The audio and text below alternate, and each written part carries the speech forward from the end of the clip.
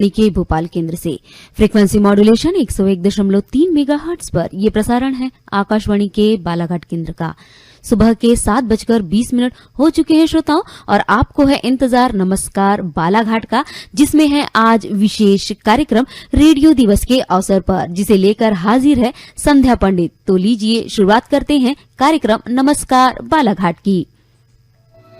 नमस्कार बालाघाट।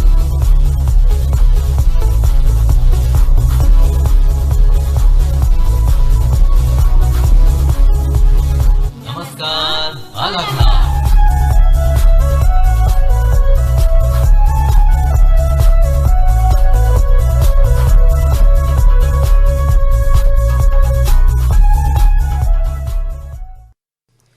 रेडियो साज है जीवन का, रेडियो से ही जीवन में झनकार। मंजिल कोई भी हो हम सब की, सपनों को रेडियो ने ही दी रफ्तार।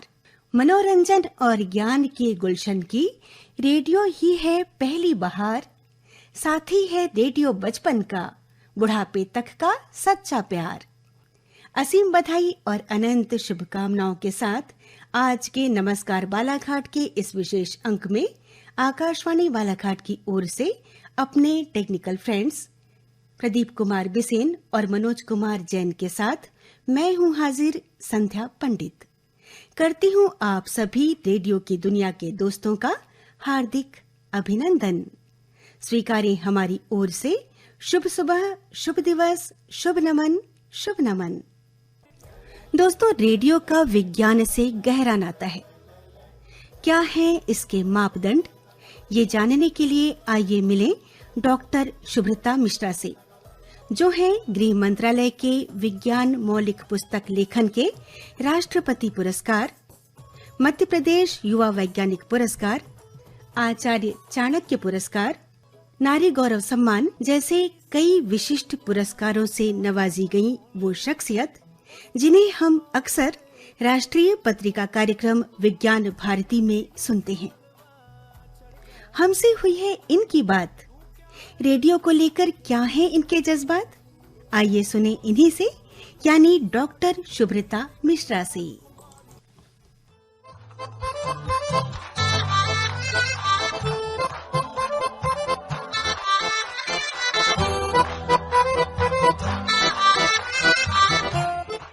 हेलो हेलो शुभ्रता जी, विश्व रेडियो दिवस की आपको असीम बधाई और ढेरों शुभकामनाएं।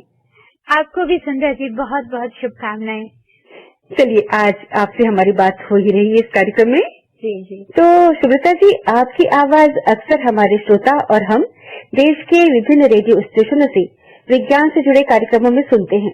तो हम आपसे जानना चाहेंगे कि आपके नजरिए से विज्ञान के प्रचार प्रसार में रेडियो कितनी और किस तरह की महत्वपूर्ण भूमिका निभाता है। संध्या जी, मैं समझती हूँ कि रेडियो हमेशा से संचार का एक सशक्त माध्यम रहा है। जी। अब संचार किसी भी विषय का हो, उसमें विज्ञान भी शामिल हो सकता है। रेडियो की खास बात ये होती है कि उसका अपना एक आकर्षण होता है। इसलिए विज्ञान जैसे नीरस समझे जाने वाले विषय से संबंधित बातों को भी जब रेडियो पर वार्ता या नाटिका या समाचार या अन्य किसी भी रूप से जब प्रसारित किया जाता है, तब श्रोता उसका आनंद ले पाते हैं, रस ले पाते हैं। यानी हम कह सकते हैं कि विज्ञान के प्रचार प्रसार में शुरू से ही रेडियो ने बड़ी महत्वपूर्ण भूमिका निभाई। मैं आपको बताऊं कि मैं जब छोटी थी तब आकाशवाणी भोपाल से बाल सभा एक कार्यक्रम आता था। जी हाँ। और उसमें बच्चों के लिए विज्ञान संबंधी बहुत सी जानकारियां बड़े ही रोचक ढंग से प्रस्तुत की जाती थी, और सच कहूं तो वे आज भी कहीं स्मृतियों में बसी हुई हैं। तो ये रेडियो का चार्म हम कह सकते हैं। और एक और बात की, युवाणी एक कार्यक्रम था जो अभी भी आता है, तो उसमें भी विज्ञान संबंधी जो कार्यक्रम शामिल रहते हैं, उसका चार्म आज भी युवाओं में वैसा ही है जैसा कि हमारे समय में हम जब युवा थे और सुनते थे। तो एक लाइन में यदि मैं कहूँ तो रेडियो विज्ञान को लोकप्रिय बनाने के लिए काफी हद तक सफल रहा है। तो क्या आप इस तरह के प्रचार प्रसार से संतुष्ट हैं? मैं कहूँगी कि बहुत ज्यादा संतुष्ट तो नहीं हूँ। उसका कारण ये है कि जिस तरह से आज एडवांस तकनीकी आई है जी, और उससे रेडियो सुनने वालों का दायरा काफी बढ़ गया है। मतलब छोटे कस्बों से लेकर विदेशों तक लोग रेडियो को सुनते हैं, और एयर ऐप जो आया है उसके बाद से तो मैं समझती हूँ कि दुनिया के किसी भी कोने में आप हों, अपने आंचलिक आकाशवाणी कार्यक्रम अपनी भाषा में सुन सकते हैं। जैसे मैं गोवा में रहती हूँ और मुझे अपने हिंदी के कार्यक्रम सुनने हैं, अपने आकाशवाणी के, भोपाल के, जबलपुर के, बालाघाट के, तो मैं आराम से उनको सुन सकती हूँ।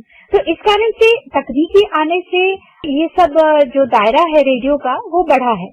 और एक चीज और कहना चाहूंगी कि जब से तकनीकी आई है तो लोगों की भागदौड़ भी बहुत बढ़ गई है, जीवन की शैली ही काफी बदल गई है। लोगों के पास इतना समय नहीं है कि वो टीवी देखने के लिए बैठें। तो ऐसे में जो रेडियो का युग है, मैं समझती हूँ कि वो वापस आ गया है। जैसे हम अपनी निजी कार में ही जा रहे हैं या बसों में लोग ट्रैवल करते हैं, ट्रेन में सफर करते हैं, तो लोग क्या करते हैं कि ऐप पर रेडियो सुनना ज्यादा पसंद करने लगे। तो एक बात और मैं जरूर कहना चाहूंगी, जो ये दौर आया है इस समय, इसमें सोशल मीडिया के बाद लोग जो है रेडियो को ज्यादा सुनना पसंद करते हैं। तो क्या आपको लगता है कि एडवांस टेक्नोलॉजी के हिसाब से रेडियो के कार्यक्रमों में भी कुछ परिवर्तन होने चाहिए? हाँ, बिल्कुल, क्योंकि यदि जहाँ तक मैं विज्ञान के कार्यक्रमों की यदि बात करूँ, क्योंकि मैं एक विज्ञान लेखिका हूँ, मनोरंजन के तौर पर तो बहुत से कार्यक्रम होते हैं, जैसे ज्यादातर गाने ज्यादा सुने जाते हैं लेकिन विज्ञान संबंधी जो कार्यक्रम है उनको लोग सुनना पसंद करते हैं, लेकिन इनकी संख्या जो है मुझे लगता है बहुत कम है। जैसे रेडियोस्कोप एक बड़ा ही अच्छा कार्यक्रम है इन दिनों में, लेकिन इस तरह के कार्यक्रमों की बढ़ोतरी होना चाहिए, फ्रिक्वेंसी होना चाहिए। ऐसा नहीं कि एक महीने में एक बार आके और बात खत्म हो गई। और एक सुझाव जरूर देना चाहूंगी कि विज्ञान की तरफ यदि लोगों को आकर्षित करना है और खासतौर पर यदि हम रेडियो के माध्यम से विज्ञान को लोकप्रिय बनाना चाहते हैं, उसका प्रचार प्रसार करना चाहते हैं, तो उसमें विज्ञान कथा, विज्ञान नाटक, विज्ञान कविताएं, इस तरह के कार्यक्रम भी यदि आकाशवाणी में शामिल किए जाएं, तो मुझे लगता है कि आकाशवाणी का विज्ञान के प्रचार प्रसार में और भी अव्वल स्थान हो सकता है। बिल्कुल सही कहा आपने सुब्रता जी। और ये तो जितनी बातें हमारी अभी तक हुई वो आपके एक वक्ता के तौर पर हुई हैं, रेडियो से जुड़ी हुई। और एक श्रोता के तौर पर बात करें तो रेडियो से आपका नाता कब से जुड़ा है और आप कौन कौन से रेडियो स्टेशन के कार्यक्रम सुनती हैं? एक श्रोता के तौर पर तो जैसे मैंने कहा कि बचपन में वो बाल सभा जो प्रोग्राम आता था, तो मतलब तब से ही एक लंबा सफर जो है जीवन का रेडियो के साथ जुड़ा हुआ है। और इस समय की यदि मैं बात करती हूँ तो चूंकि मैं गोवा में रहती हूँ, इसलिए आकाशवाणी पणजी को मैं ज्यादा सुनती हूँ। और खासतौर पर जब बुधवार को रात को 9 बजे आकाशवाणी पणजी से हिंदी का कार्यक्रम प्रसारित होता है, क्योंकि यहाँ हफ्ते में एक ही बार हिंदी का प्रोग्राम आता है, तो मैं उसे जरूर सुनती हूँ। और रेडियोस्कोप तो क्योंकि वो विज्ञान पत्रिका है तो वो मेरा बड़ा ही पसंदीदा कार्यक्रम है। इसके अलावा जब से मन की बात कार्यक्रम शुरू हुआ है, तो मैं समझती हूँ जब से शुरू हुआ उसको मैंने कभी भी मिस नहीं किया, हमेशा मैं उसको सुना है। और कार में चलते हैं तो विविध भारती हुआ, FM रेडियो हुआ, उनका लुत्फ तो हम उठाते ही हैं, वो एक रूटीन जैसा बन गया है। और एक बात और कि चूंकि मैं गोवा में हूँ तो मुझे बड़ी याद आती है अपने मध्य प्रदेश के आकाशवाणी, भोपाल हो, इंदौर हो, जबलपुर हो, क्योंकि बचपन से उनको सुना है, तो मैं कभी कभी जरूर उन आकाशवाणी के जो चैनल है उनको ऐप पर सुनती हूँ। तो आकाशवाणी को मैंने बचपन से सुना है, आज भी सुन रही हूँ, बस यंत्र जरूर बदल गया है कि पहले ट्रांजिस्टर पे सुनते थे, अब मोबाइल पर सुनते हैं। तो सुब्रता जी, हम आपको एक बार फिर से विश्व रेडियो दिवस की बहुत सारी बधाई देते हैं और सुनते रहिए रेडियो लगातार। धन्यवाद, धन्यवाद संध्या जी, आपको भी रेडियो दिवस की बहुत बहुत शुभकामनाएं।